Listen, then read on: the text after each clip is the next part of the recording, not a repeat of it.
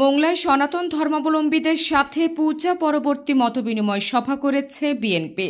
শুক্রবার বিকেলে উপজেলার সুন্দরবন ইউনিয়নের বুরবুরিয়া সরকারি প্রাথমিক বিদ্যালয় চত্বরে স্থানীয় বিএনপি আয়োজিত এই সভায় প্রধান অতিথি হিসেবে উপস্থিত ছিলেন মোংলা রামপাল সংসদীয় আসনের মনোনয়ন প্রত্যাশী বাগেরহাট জেলা বিএনপির যুগ্ম আহ্বায়ক লায়ন ডক্টর শেখ ফরিদুল ইসলাম।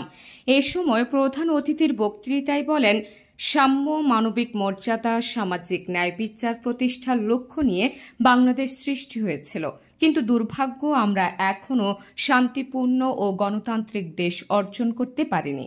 কাঙ্ক্ষিত লক্ষ্য অর্জনের জন্য সম্প্রীতির বাংলাদেশ অর্জনের জন্য আমাদের সব ভেদাভেদ ভুলে সম্মিলিতভাবে চেষ্টা করতে হবে। পরিবর্তনটা যেন শান্তির পক্ষে হয়। আমরাও কিন্তু আমাদের সন্তানরা যখন জীবন দিয়েছিল, তারা বৈষম্য বিরোধী আন্দোলনে শুধুমাত্র সমতা আনার জন্য, ন্যায্যতা আনার জন্য তারা কিন্তু রাজপথে জীবন দিয়েছে। অনেক রক্তের বিনিময়ে আমাদের স্বাধীনতা, অনেক রক্তের বিনিময়ে 90-এর গণঅভ্যুত্থান, আমাদের অনেক ত্যাগের বিনিময়ে সর্বশেষ জুলাই বিপ্লব যেটা হয়েছে, ছাত্র জনতা সমৃদ্ধ করেছে। আমাদের বিএনপি দলের শুধু 422 জন কিন্তু আত্মহত্যা দিয়েছে এই জুলাই বিপ্লবে। সহস্রাধিক মানুষ জীবন দিয়েছে। আমাদের অনেক ত্যাগের বিনিময়ে যে অর্জন, সেটাকে ধরে রাখার জন্য আমরা আপ্রাণ চেষ্টা করছি। আমি ব্যক্তিগতভাবে আমাদের প্রিয় নেতা তারেক রহমান সাহেব যে নির্দেশনা দিচ্ছেন, তার আলোকে চেষ্টা করছি নেতা কর্মীদেরকে আমরা বোঝানোর জন্য যে আমরা আওয়ামী লীগের যে পদাঙ্ক সেটা অনুসরণ করব না। আওয়ামী লীগ যেটা করে গেছে সেটা আমরা করব না। মানুষ বিএনপির কাছে প্রত্যাশা করছে একটা পরিবর্তন, গুণগত পরিবর্তন, একটা ন্যায্যতা, একটা সমতা, একটা মানবিক বাংলাদেশ, সেটার জন্য আমরা কাজ করতে চাই। স্বাধীনতার চেতনা ছিল সাম্য, মানবিক মর্যাদা, গণতন্ত্র, বিচার বিভাগে নিয়ে স্বাধীনতা। আমরা কিন্তু এখনো স্বাধীনতার এত বছর পর সেগুলো এখনো পাইনি। তিনি আরো বলেন, আমাদের নেতা তারেক রহমান ঘোষণা দিয়েছেন, বিএনপি ক্ষমতায় এলে জলবায়ু পরিবর্তনের সাথে খাপ খাওয়াতে আগামী 5 বছরে সারা দেশে 30 কোটি গাছ লাগানো হবে।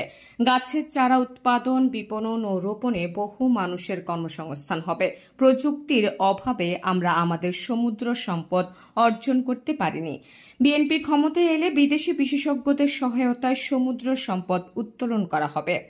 আমাদের নেতা বলেছে আমাদের যে তাপমাত্রা অনেক বেড়ে যাচ্ছে, বৃষ্টির পরিমাণ কমে যাচ্ছে।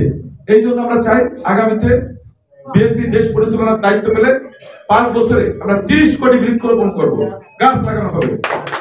এই 30 কোটি গাছ লাগানোর জন্য প্রতি বছর 5 থেকে 6 কোটি গাছ লাগাতে হলে গাছের চারা উৎপাদন, গাছের পরিবহন, বৃক্ষ রক্ষণাবেক্ষণ, অনেক লোক লাগবে আমাদের। সুতরাং এখানেও অনেক লোকের কর্মসংস্থান হবে। সবচেয়ে বড় কথা, আমরা ভাগ্যবান। ভৌগোলিক অবস্থানগত কারণে আমাদের পাশে আছে বঙ্গোপসাগর, আমাদের পাশে আছে সুন্দরবন, আমাদের পাশে আছে মোংলা বন্দর, এখানকার ইপিজেড, অসংখ্য জায়গা আছে আমাদের কাজ করার জন্য। আমরা এখনো সমুদ্র সম্পদ অর্জন করতে পারিনি। আমরা চাই যেসব দেশ এইগুলো নিয়ে কাজ করছে তাদেরকে এখানে সংযুক্ত করে সমুদ্রের যে সম্পদগুলো আছে সেগুলো আহরণ করতে। আমরা চাই আমাদের সুন্দরবন কেন্দ্রিক ইকো ট্যুরিজম অর্থাৎ পরিবেশ বান্ধব পর্যটন শিল্পকে বিকশিত করতে। আমরা চাই আমাদের মোংলা বন্দরের সক্ষমতা বাড়াতে এবং ব্যবসায়ী বান্ধব বন্দর গড়ে তুলতে।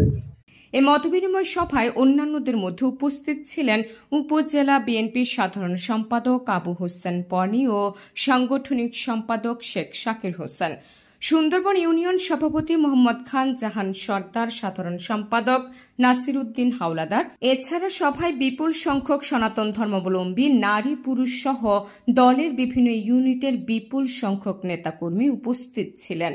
Desk report, Mongla post.